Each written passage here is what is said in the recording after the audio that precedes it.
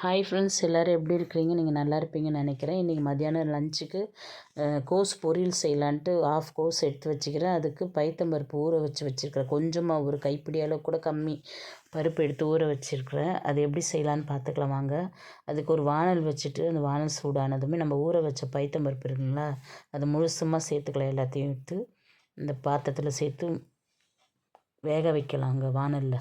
அரை வேக்காடு வெந்தால் போதும், முழுசாக வேகணுன்ட்டு இல்லை. பைத்தம்பருப்பு சீக்கிரம் வெந்துடும். குக்கரில் போட்டோம்னா குழஞ்சிடுங்களா, அதனால் நம்ம வானல்லே வேக வச்சு எடுத்துடலாங்க. இது கூட கொஞ்சமாக மஞ்சத்தூள் அரை ஸ்பூன் சேர்த்து நம்ம வேக வச்சு எடுக்கலாங்க.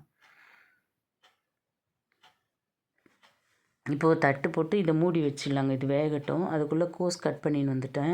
இப்போ இந்த பருப்பு அரை வேக்காடு வெந்துருச்சிங்களா, இப்போ இதனோட நம்ம கட் பண்ணி வந்த கோஸ் சேர்த்துக்கலாம். ஒரு ஆஃப் கோஸ் தான் எடுத்து வச்சுருந்தேன், அரை கோஸ். அதை இதில் சேர்த்துக்கலாம்.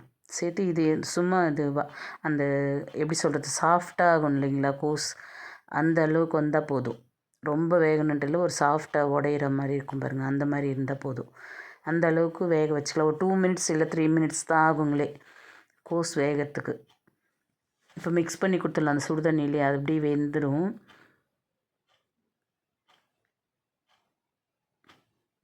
இப்போ வெந்துட்டு வேகத்துக்கு இதை தட்டு போட்டு கொஞ்சம் நேரம் வச்சிடலாங்க, வச்சு வேக வச்சிடலாங்க.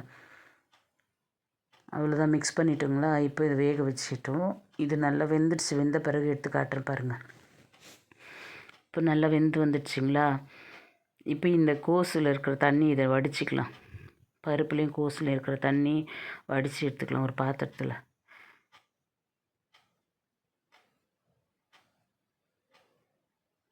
இது வடித்து எடுத்தாச்சுங்களா. அந்த தண்ணி வேஸ்ட் பண்ண வேணாம், நீங்கள் அப்படியே குடிக்கலாம். இப்போ நம்ம தாளிச்சிக்கலாங்க. எண்ணெய் போட்டுட்டு எண்ணெய் காய்ச்சிட்டு கடுகு சேர்த்துக்கலாம். இதில் நம்ம கடலைப்பருப்பு உளுத்தம்பருப்புலாம் சேர்க்க வேணாம். நம்ம ஆல்ரெடி பைத்தம்பருப்பு சேர்த்துக்கிறதுனால எந்த பருப்பும் சேர்க்க வேணாம். இந்த வர மிளகாவும் ஒரு பச்சை மிளகாவையும் சேர்த்துக்கலாம். கொஞ்சம் 2 தட்டு பூண்டு வச்சுருந்தேன், 2 அதையும் சேர்த்துக்கலாம். இந்த வெங்காயம், பச்சை மிளகாய், காஞ்ச மிளகாய், 2 பல் பூண்டு வச்சுருந்தேன், அதையும் சேர்த்து நல்லா வதக்கிடலாங்க. இந்த கோஸில் ரொம்ப நன்மையான சத்துக்கள் இருக்குதுங்க. நார் சத்து இருக்குது, செரிமானத்துக்கு நல்லது ஃப்ரெண்ட்ஸ்.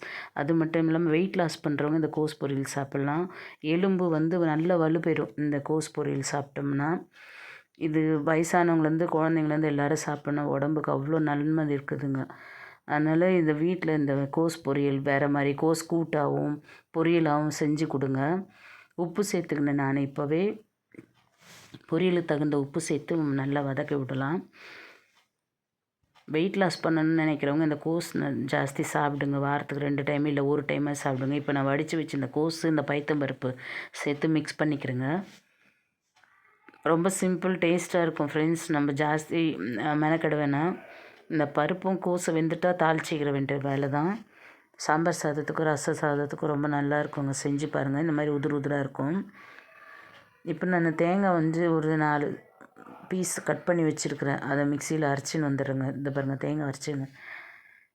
அதை நான் காட்டவே இல்லைப்பா, அது வீடியோ எடுக்கவும் மறந்துட்டேன். இப்போ நம்ம அந்த அரைச்சின்னு வந்து தேங்காய் போட்டு மிக்ஸ் பண்ணிவிட்டு இந்த பொரியல் ரெடி பண்ணிடலாம்.